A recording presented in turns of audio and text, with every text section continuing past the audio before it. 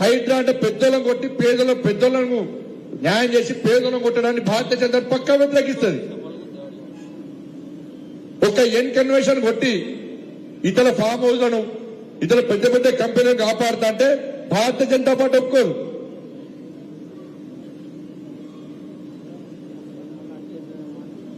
వాళ్ళ స్పష్ట భారత క్లారిటీ ఉన్న భారతీయ చెరువులను ఆక్రమించుకొని కుట్రలను ఆక్రమించుకొని ఇతర ప్రభుత్వ స్థలాలను ఆక్రమించుకొని స్వార్థం కోసం బిల్లులు కట్టడాన్ని భారతీయ జనతా పక్కా వ్యతిరేకిస్తాం. అట్లా అని చెప్పి వాళ్ళ పేదలు ఏం చేసినారన్న పాపం పేదలాగా ఇలా మీరు ఇల్లు కొట్టారు. ఏం చూస్తారు? ఫస్ట్ రిజిస్ట్రేషన్ డాక్యుమెంట్స్ చూస్తారు. Registration documents ఉన్నాయాడా?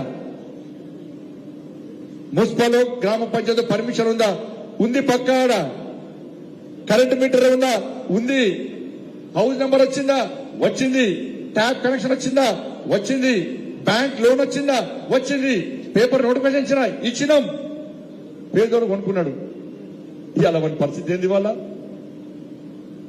పరిస్థితి ఏంది? వాళ్ళ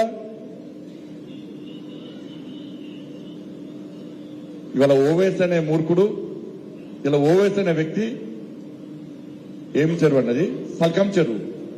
సల్కం చెరువులో బాధ్యత కట్టిన అంటున్నాడు. కట్టిండు. ఇలా పేద విద్యార్థుల పేరుతోని పొట్టు పైసలు సంపాదిస్తున్నారు ఎంఏ పాటోడు. అలా సల్కం చెరువు విషయంలో కాంగ్రెస్ పార్టీ ప్రభుత్వం ఒక విధానం, ఇతర విషయాల్లో ఇంకో విధానం. ఇతర యూనివర్సిటీలో మాత్రం కూలగొడతామంటారు. కూలగొట్టాల్సిందే. దాని భారతీయ జనతా పార్టీ వ్యతిరేకం కాదు, కూలగొట్టాల్సిందే. కానీ ఓవైసీ అనే వ్యక్తి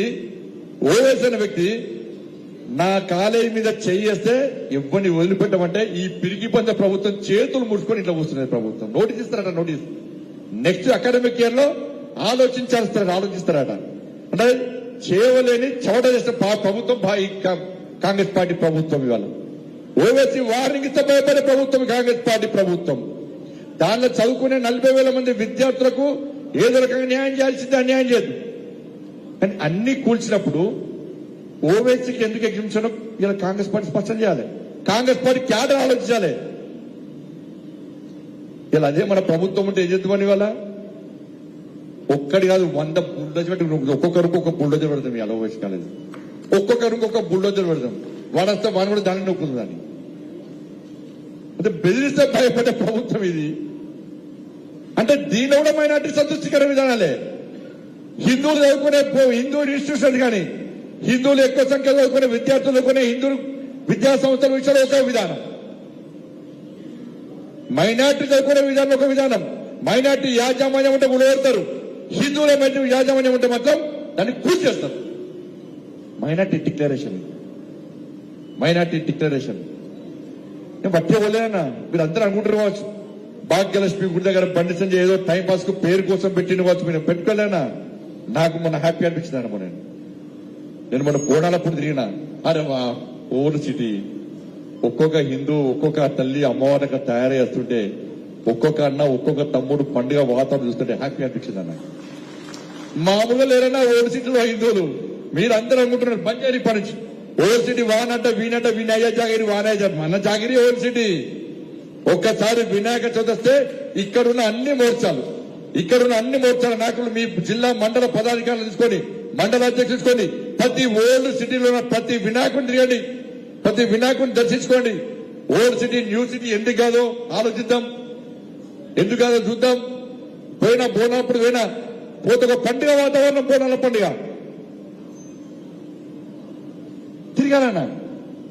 ఒక్క వ్యక్తి ఇద్దరు వ్యక్తులు తిరుగుతారు కదా, తిరగాలి. అక్కడ హిందూ సమాజం ధైర్యంతో బతుకుతుంది. వాళ్ళ ఎవరిదో ప్రాపర్టీ సమ్ముకొని ఇతర స్థలాలకు ఇతర ప్రజలు వేరు వాళ్ళందరూ తిరిగి వస్తున్నారు. ఇవాళ ఓల్డ్ సిటీకి తిరిగి వస్తున్నారంటే దానికి కారణం భారతీయ జనతా పార్టీ కార్యకర్తలే. భారతీయ జనతా పార్టీ ఇచ్చిన భరోసా ధైర్యం అనే విషయాన్ని ఒక్కసారి గుర్తుంచుకోండి. మరి కాంగ్రెస్ పార్టీ బీఆర్ఎస్ పార్టీకి ఏం తేడా లేదు. ఇచ్చిన హామీలు వాళ్ళు నెరవేర్చలే, ఇచ్చిన హామీలు వీళ్ళు నెరవేర్చలేరు. బీఆర్ఎస్ పార్టీ ఇక మళ్ళా వచ్చే పరిస్థితి లేదు. ఇష్టపడతామని బీఆర్ఎస్ పార్టీని మీరు ఇష్టపడతారు కావచ్చు, మీరు మర్చిపోయారు కావచ్చు. కానీ నేను మర్చిపోరాను. రాష్ట్ర అధ్యక్షుడు కాబట్టి మర్చిపోరాను. రే గుర్రంపూర్లో నా కార్యకర్తలను ఎస్టీ సమాజం కోసం, ఎస్టీ సమాజం జరిగిన అన్యాయం గురించి కొట్లాడుతుంటే గుర్రంపోలో నా భారతీయ జనతా పార్టీ కార్యకర్తలను నా కళ్ళ ముందు నేను చూస్తుండగా పోలీసులు లాఠీ చార్జ్ చేసి కాళ్ళు చేతులు విరగొట్టిన సంఘటనను నేను ఎప్పుడు మర్చిపోను. భారతీయ జనతా పార్టీ ఎప్పుడు మర్చిపోయిన బీఆర్ఎస్ పార్టీని వదిలిపెట్టే పరిస్థితి మంగ్యానాయకన్నా 40 ఏళ్ళ మంగ్యానాయక్ వచ్చినా మంగ్యానాయక్ అగు ఎన్ని రోజులు జరిగిపోయినావు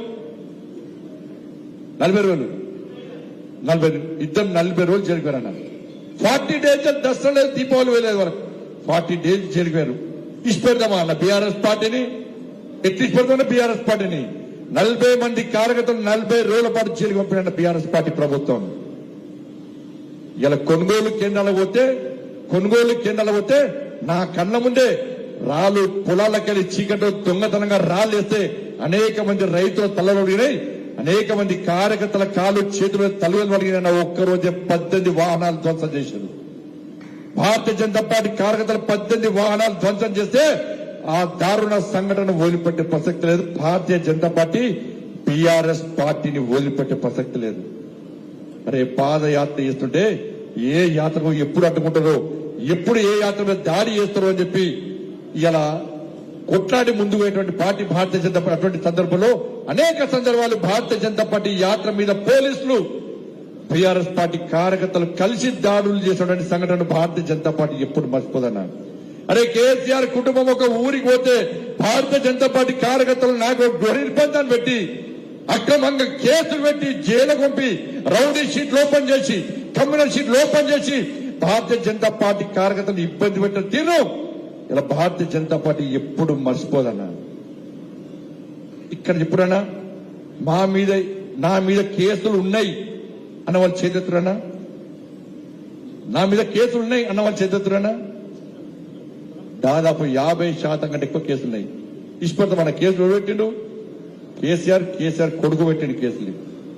ఇష్టపడతాం మన బీఆర్ఎస్ పార్టీని సిగ్గు లేకుండా ఇలా కాంగ్రెస్ పార్టీ బీఆర్ఎస్ పార్టీ డ్రామాలు ఆడుతున్నారు. బీఆర్ఎస్ పార్టీ బీజేపీ ఒకటని కాంగ్రెస్ వాడు అంటాడు, కాంగ్రెస్ బీజేపీ ఒకటని బీఆర్ఎస్ పార్టీ వాడు అంటాడు. కానీ ఇద్దరికి టార్గెట్ ఎవరు బీజేపీ. ఎందుకు బీజేపీ అన్న మీరు ఏమని అనుకోండి ఇక ఇంతకుముందు ఇది జరిగింది, ఇది జరుగుతుందా ఇది సాధ్యమా అని చెప్పి మైండ్కి వెళ్ళి తీసేయండి. 2028లో ఈ తెలంగాణ రాష్ట్రంలో ఏర్పడేది భారతీయ జనతా పార్టీ. ఈ తెలంగాణ రాష్ట్రంలో వచ్చేది రామరాజ్యం 100% రాసిపెట్టుకోండి. ఇది నా మాట కాదు, ఇలా ప్రజల్లో జరుగుతున్న చర్చ. మీరు ఏ అన్నంగా చేయండి, అబ్బా పొరపాటు చేస్తాం మేము కాంగ్రెస్ పార్టీ ఓటేసి, కానీ ఈసారి మాత్రం భారతీయ జనతా పార్టీ. అందుకే ఎంపీలు గెలిచామన్నా మనం, అందుకే 8 మంది ఎంపీలు మనం గెలిచినాం. ప్రజలు అసెంబ్లీ ఎన్నికల్లో పొరపాటు చేస్తాం మేము, ఏదో చిన్న పొరపాటులను చూసి మేము భారతీయ జనతా పార్టీకి వేసాం ఓటు, ఇలా కాంగ్రెస్ పార్టీకి వేసాం కాబట్టి పొరపాటు చేస్తాం. అతి తక్కువ సమయంలో ప్రజా వ్యతిరేకత చూడవన్న పార్టీ కాంగ్రెస్ పార్టీ.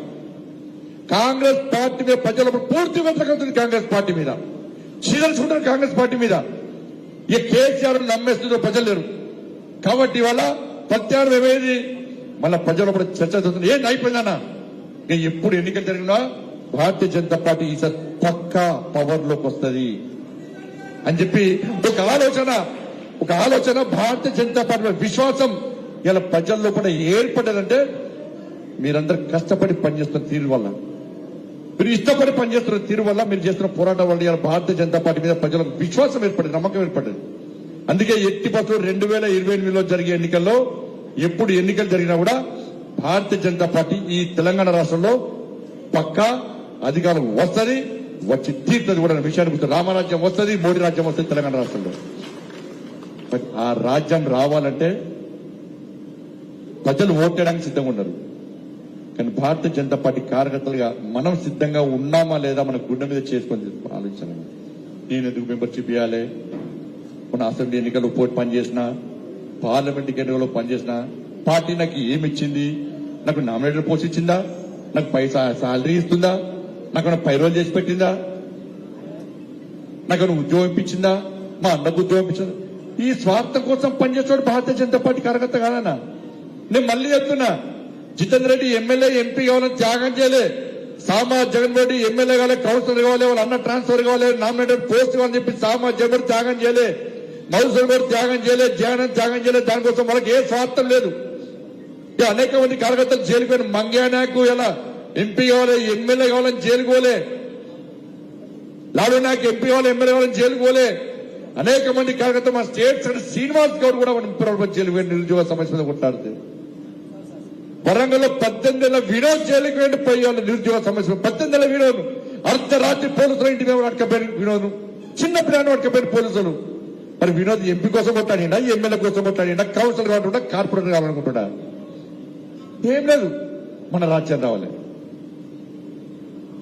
కానీ ఈ తెలంగాణ రాష్ట్రంలో పేదల బతుకులు బాగుపడాలంటే, మీరు అనుకున్నటువంటి పనులు కావాలంటే, కార్యకర్తలకు న్యాయం జరగాలి, పేదలకు న్యాయం జరగాలంటే సింపుల్ గా ఆలోచించండి. ఈ తెలంగాణ రాష్ట్రంలో మన ప్రభుత్వం ఏర్పడాలి, మన రాజ్యం రావాలి. దానికోసం మనం పనిచేయాలి. ఇలా మెంబర్షిప్ అనేది చాలా ఇంపార్టెంట్, చాలా ముఖ్యం. ఇలా మీరందరూ కూడా ఇలా తెలంగాణ రాష్ట్రంలో కిషన్ రెడ్డి గారు ఇంత సంకల్పం తీసుకొని జమ్మూ కాశ్మీర్ లో వాళ్ళు అక్కడ